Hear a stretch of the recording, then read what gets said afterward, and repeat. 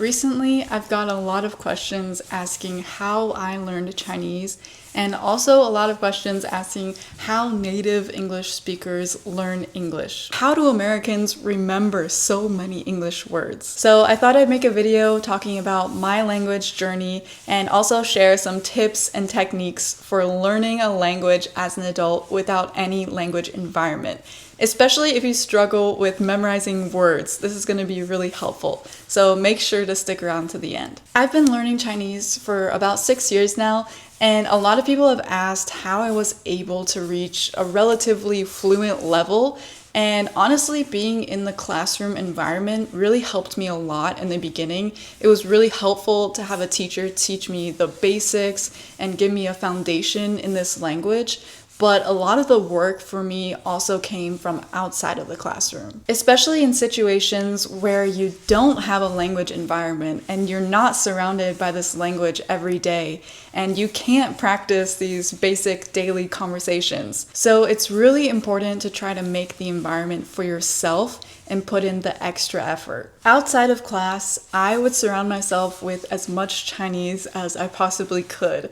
So I would constantly watch TV shows, movies, and I would listen to Chinese music while I was walking around campus, and really anything to help me listen to more Chinese and get more input. I would constantly take note of the new words and phrases that I heard and write them down.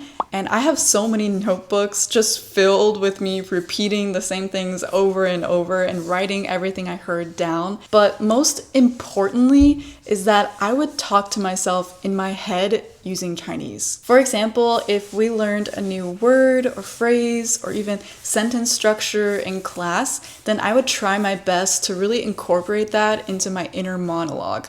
So even though nobody would be there to practice with me, I could still practice with myself. And this is really important because if you honestly want to improve in any language, then the key is practice and spending time to really say all of these words, phrases, and structures that you encounter. And another key point is not just focusing on one single word or phrase, but putting it into a sentence and understanding how it's really used in real life.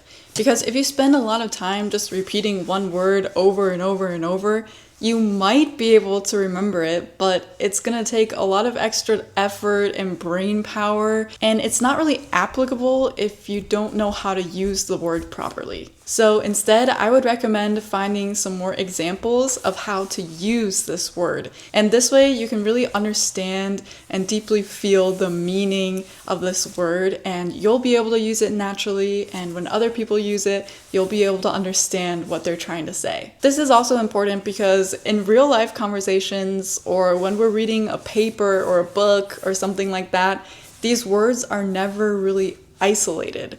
They're never just alone. They always have some context, and we can use this to figure out what they mean. The use of context clues is actually how a lot of native speakers learn a language, no matter what the language is. For example, if your native language is Chinese, how did you learn it? Your parents and the people around you would constantly be speaking in this language. So as a baby, you just start to pick up on the sounds and the words, and you eventually start to speak it on your own. And this is the natural way of learning any language. We connect words to real life objects, and we learn new words based on how other people use them in different contexts. Even native speakers make mistakes when learning their native language. But each mistake is just a step closer to fluency. And we can use these methods when we're learning a foreign language as well. I've had a lot of people ask how Americans learn English. Like, do we have to memorize a lot of words too? Or do we have English classes? Or what do we do when we encounter a word that we don't know? We learn English the same way that anyone else would learn a native language. But in order to go past a very basic level of English, native English speakers also have to spend time studying English in school. For example, when we're younger, we have to do a lot of spelling tests, and memorize the spelling of new and longer words. As we get older, we also have to learn how to analyze English writing, and we have to learn how to write an English paper. And we spend a lot of time learning about English literature and also history as well. So English is a big part of our curriculum. English is a very wordy language, so naturally there are a lot of words that we might not know the exact meaning of.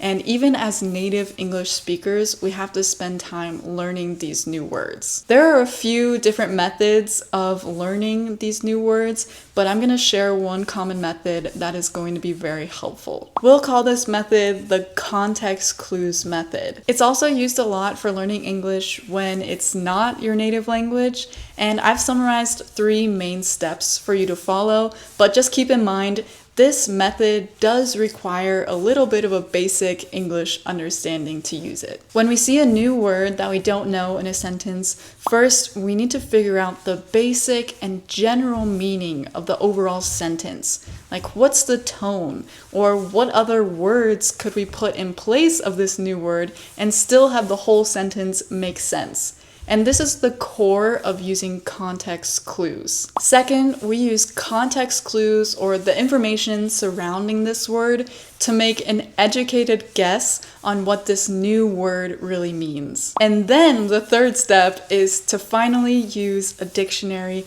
to confirm our educated guess. And doing this also reinforces this word in your brain and helps with memorization. This is really important because if you see a new word and you just immediately go to the dictionary, or you immediately translate this word to understand what it means and then quickly move on without even understanding the context of how to use this word, it's actually going to be really hard to remember the word and understand how it's really used. So checking with the dictionary is important, but it should be the last step. Using your brain to understand the use and meaning behind these new words is actually going to give you a deeper impression and help you understand the practical use of the words. And eventually, this will make things a lot easier in the long run. I also used this method when I was learning Chinese, and I think it's part of the reason why I was able to pick up on things so quickly. While I was listening to these TV shows and movies and anything like that in Chinese, if I saw something new that I wasn't sure of exactly what it meant, instead of just directly translating it, I would look for it in other contexts and slowly start to understand the meaning and how it's used. And honestly, when you rely too much on direct translation of words and phrases, then a lot of the times you'll start to lose the nuance and the feeling of a language. It's also really important to remember that learning a language, no matter what the language is, takes a lot of time and persistence. It's taken me about 6 years to learn Chinese without knowing anything about the language previously, but only in the past year have I started to really kind of connect the dots and become a little bit more fluent in the language. I spent years just understanding the sounds of Chinese and memorizing sentences and words and phrases and talking to myself a lot. All of these steps were needed for me to get to where I am today.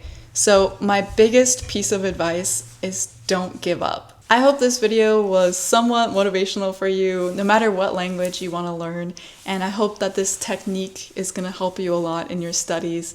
So let me know if you have any other questions about language learning, and I'll see you guys next time. Bye-bye.